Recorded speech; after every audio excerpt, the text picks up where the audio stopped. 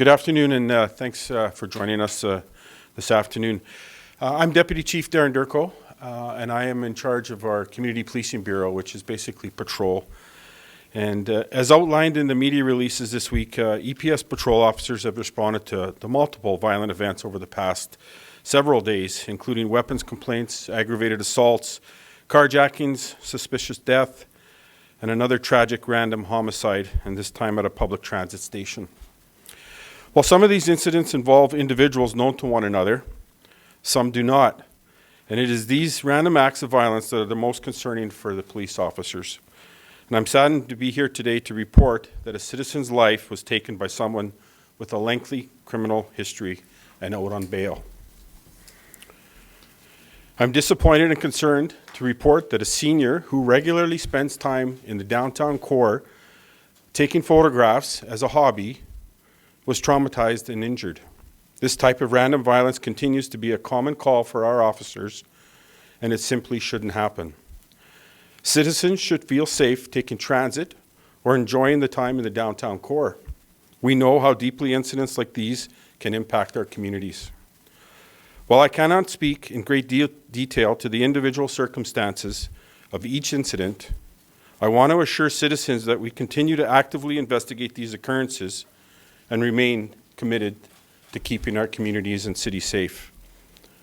I'd be remiss if I didn't stress the impact this number of violent events has on our resources and our officers.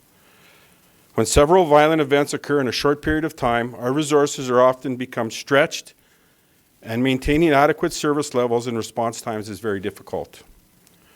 Over and above the resources required to respond to high-risk events, follow-up investigations can be lengthy and tie up resources across our service.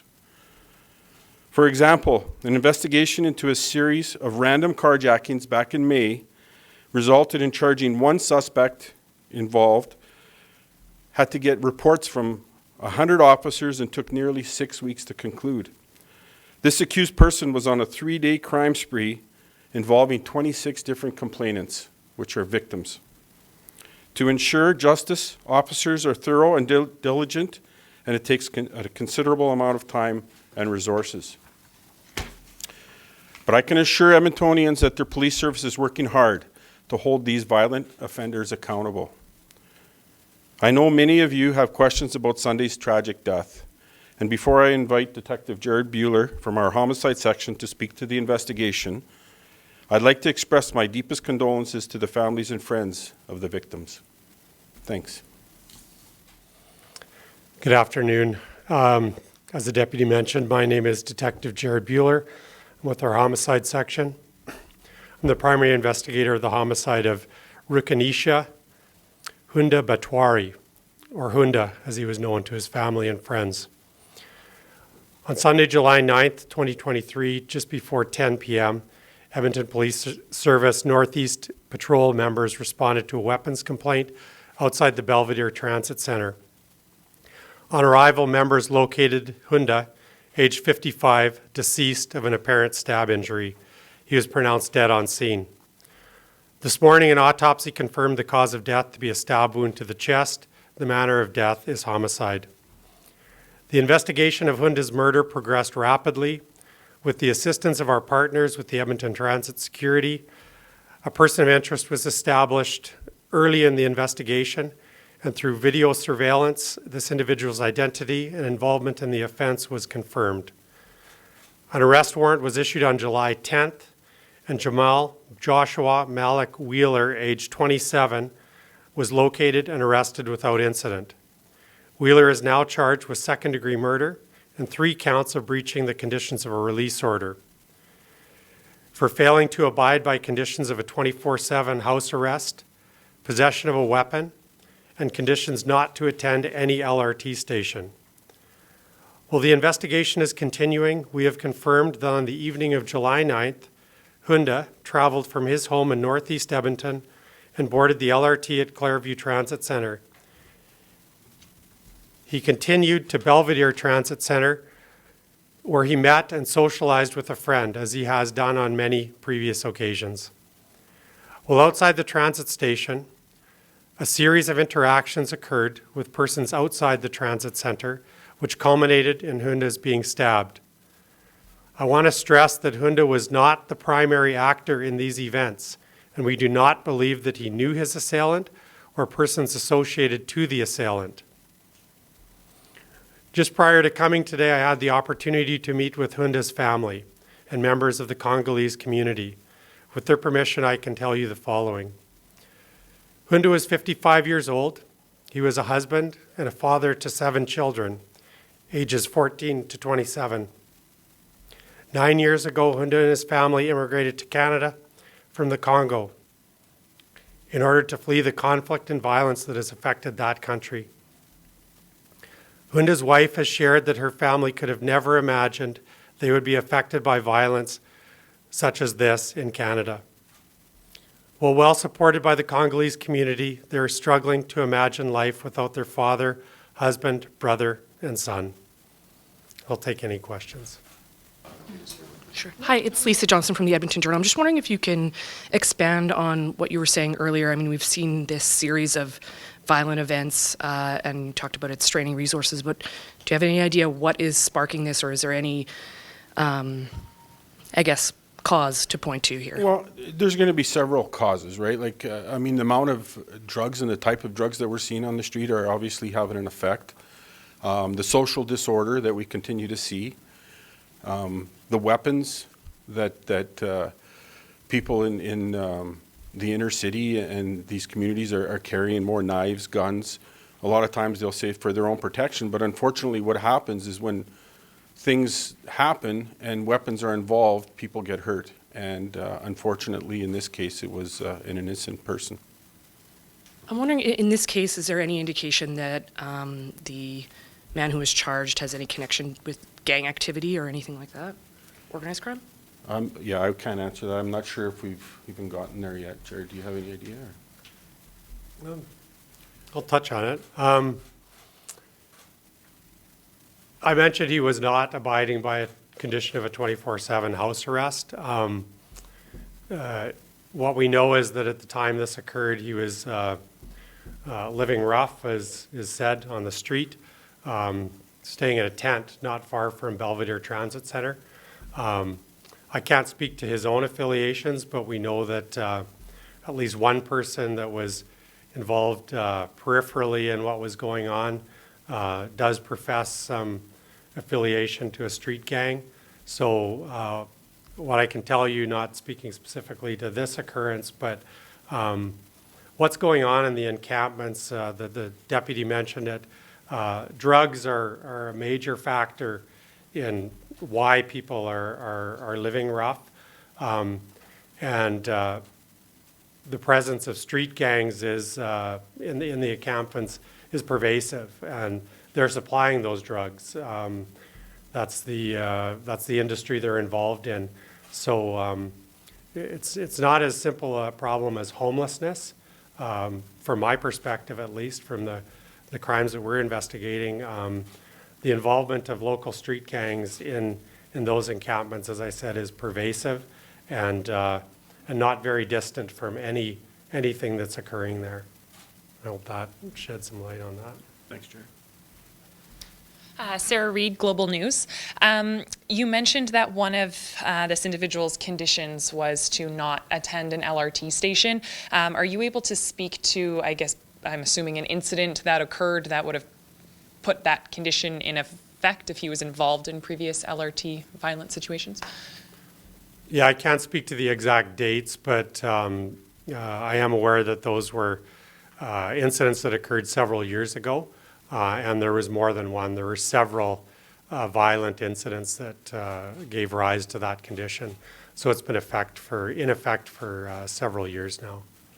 And we're seeing multiple random attacks, seemingly stabbings and just attacks on random people. I guess, what is your message to the public who, maybe is scared to not only ride the LRT, but just sort of be out?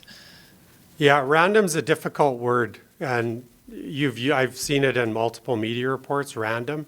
The wording that I used is that the offender and the victim were not known to one another.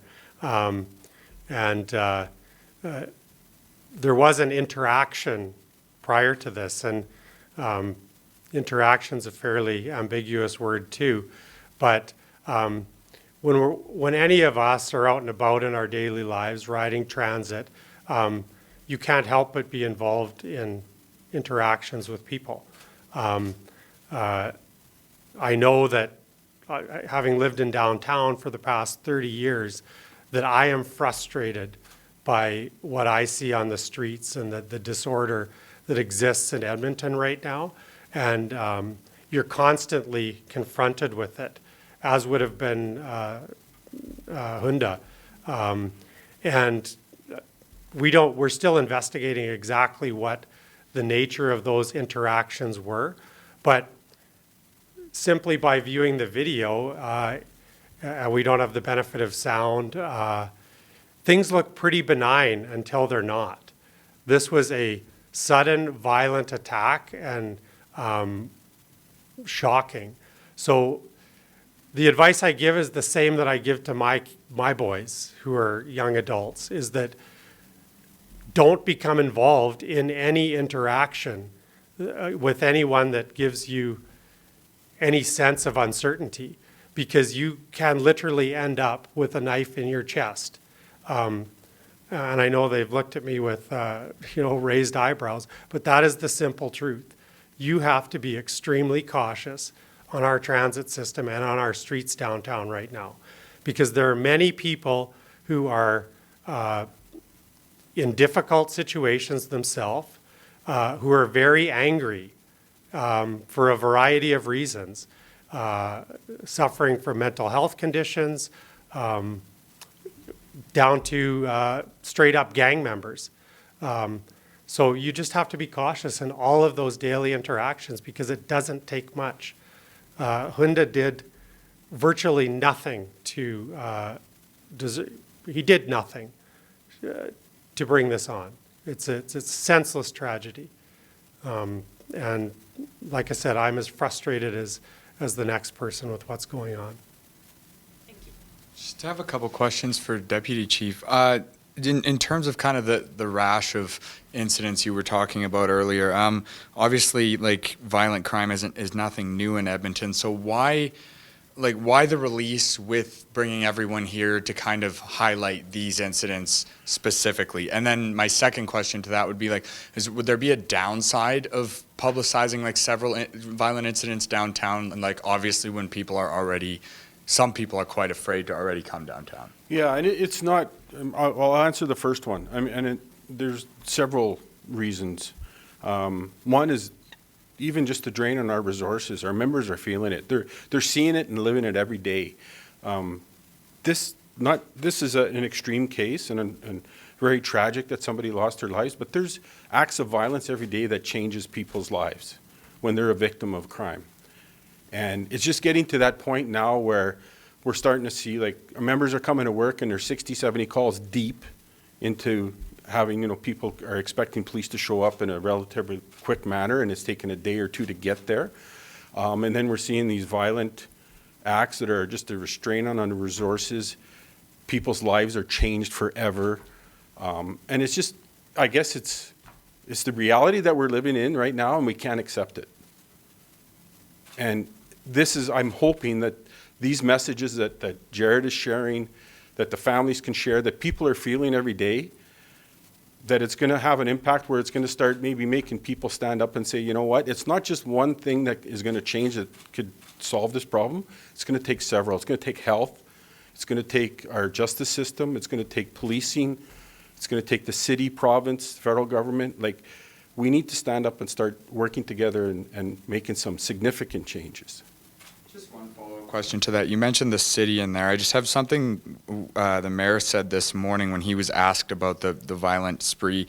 He said it's basically, it's unfortunate, but the EPS is one of the best funded services in Canada and won't be getting more funding. So in turn, I ask you, are we doing anything that other police services aren't, or what are we looking to for best practices? Like, what is that workaround if funding isn't an option? Yeah, I think if we keep accepting the state that we're in right now with the social disorder, the encampments, this can't be accepted, like the open air drug use, we're going to see this continue on. And this isn't about funding.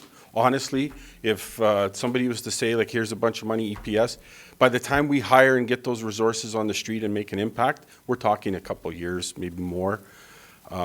So that's not what this is about. And we got to quit making that the political statements, and we got to start focusing on the safety and protecting our communities. Andrea Hunkar, CBC. So what are your, say, top 3 priorities from levels of government? What would help you right now do something about this? That's a great question. Edmonton is not the only major city that's feeling this. So obviously, if somebody came up with a solution, we would be all over it. The one thing I can say, though, is that we need to start having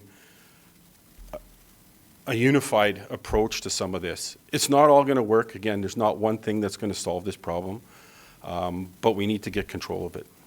So you can't give me any specifics? No, I mean, we continue to shift our resources. We continue to try new strategies. We're working, with the city. We're talking about transit safety plans and how that can make a difference. And so we're trying all these things, but it's going to take time. And we're hoping that we could start to, even what we see in the inner city, and, we did our Healthy Streets operation. And I always say that we're managing the chaos right now. We're not solving the problem, right? Like, Healthy Streets isn't going to solve the issues that we're seeing in Edmonton, but it's making a difference. We're managing the chaos. Are there maybe you can't say as a police service, but are there behind the scenes big asks that you're asking the province to do certain things, or the federal government, or? There is, yeah. I wouldn't say big asks, but there's asks, and a lot of that is one of them is to come up with a unified strategy. Would be one of the ones too, because then we got a plan, right? What are we all working together for? I mean, we all want the same thing. Everybody will tell you that they want a safe community. It's just a matter of how do we get there. And the other thing I wanted to ask you is, I mean, I live downtown too, so I've seen how things have gone in the past several years. And I mean, there's so much to pick apart there. But I just wondered, you talk about how there's an increase in disorder and the encampments and the drugs and absolutely the gangs. But what's behind that? Like, what is fueling that? That's a great question. And also because, and I just want to add to that, would you agree that is different than what it has been before, what police are facing right now? Oh yeah, it's our environment has changed. Absolutely. I mean, the way we police today is a lot different than when I started. The types of drugs that we're seeing on the street now is something that I've never seen before, and I've spent 12 years in drug section. It's not what I dealt with when I was there. I mean, the effects that it's having and the potency, and I mean, we could see it in our streets. I mean, you drive around and just look at the people, and it's awful. And I mean, it's not compassion to allow that to happen either, right? And do you know why? Can you speak to why we're seeing such levels of disorder and crime? And I don't think there's one simple answer to that. I think it's a very complex. I mean, you go through the pandemic, you go through resource strains. I mean, even an investigation such as this takes a lot of resources, right? And our investigations, as violence goes up, the investigations become more complex, requires more resources, more time, opportunity for crime to continue on while we're trying to work and hold those accountable that committed the ones yesterday.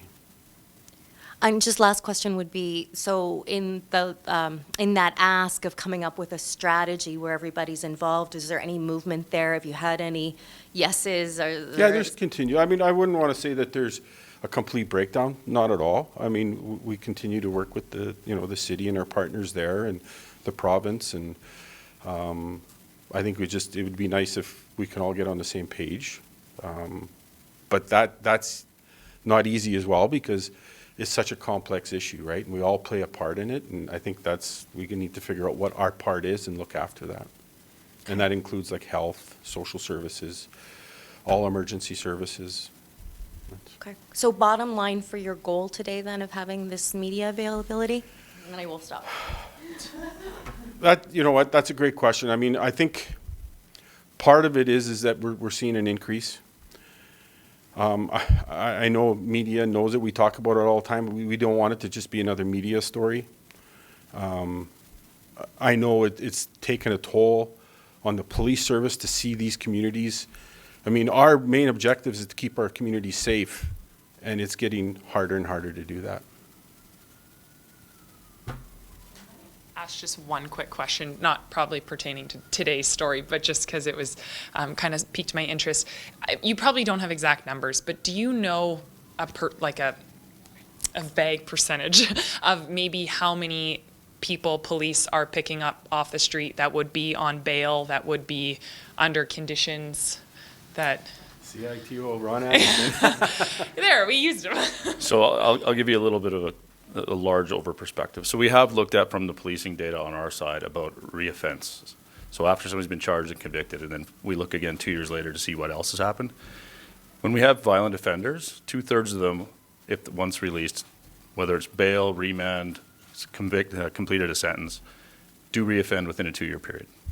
So when we talk about incidents like today, you already heard reoffense there. Similar to the other offenses that we've heard earlier in the year, these are repeat violent offenders. And I know the conversations are happening nationally, they're happening in Edmonton, they're happening provincially, around bail, remand, release reform, all that decision-making process. We do the investigations, we process the charges, we make recommendations on remand. Decisions happen at the courts, decisions happens at the prosecutions, it happens in corrections. It's all one big, to your point, system of decisions. But at a loose level, about 2/3 of the offenders that do with a violent offense have a subsequent violent offense in the next 2 years afterwards, from our data. Yeah, so quite a few then. Thank you. Let's get a couple more just final questions and then we'll wrap it up here. If I may, and maybe this is a question for yourself, Dave, CBC, in response to like the pilot project that's going on in Chinatown with the city, I'm sure you probably don't have numbers now, but like, what would be a success going forward for the service in that respect? Like, what would you like to see, and would you like to see more pilots like that taking place? Do you think that would help? Yeah, well, it wouldn't hurt. By those partnerships, and even like, because it's not just policing, right? Like we got social workers, we got EMS that's working with us. I mean, I could honestly say that lives have been saved because of those members having EMS right there and being able to show up on scene when a drug overdose is happening right before your eyes has definitely made a difference in that community. Again, is it the solution? No. But yeah, I'm definitely for trying different things, for creating partnerships that we can all share and have a piece of it. And it's just though that we don't want it to get out of control. I mean, we're getting close to where it feels that way some days, but I think again, as we're trying to manage and keep people safe, that we're trying to put solutions in place as well, right? Thanks for coming out. Again, the question was, what was the purpose? And I mean, it's not to fearmonger or scare. It's what we're living in right now, and these messages have to get out, and hopefully it'll stir more conversation and get people involved, because it's taken a toll on all types of resources, social, Alberta Health, policing. We don't want to see it get to a point where we're losing complete control, right? So.